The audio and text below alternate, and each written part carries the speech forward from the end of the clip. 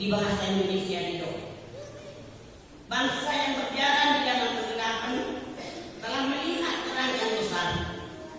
Mereka yang diam di negeri kekelaman, atasnya terang telah bersinar. Engkau telah menimbulkan banyak sorak-sorak dan sukacita yang besar, seperti sukacita di waktu panen, seperti orang bersorak-sorak di waktu negari-negari jerahan.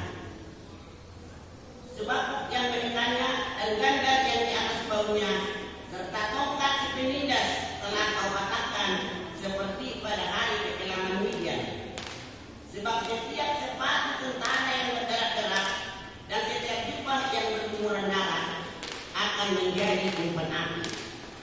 Seorang anak laki-laki telah lahir untuk kita, seorang putra telah diberikan untuk kita.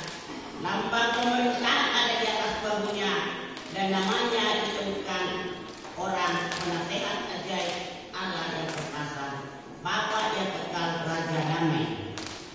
Besar kekuasaannya dan damai tak terakhir akan berkesudahan di atas tahta Daud dan di dalam kerajaannya, karena ia merasakan dan mengokohkan dengan keadilan dan kebenaran dari sekarang sampai selama-lamanya. Kecemburuan Tuhan semesta alam akan melakukan hal ini. Demikian firman Tuhan.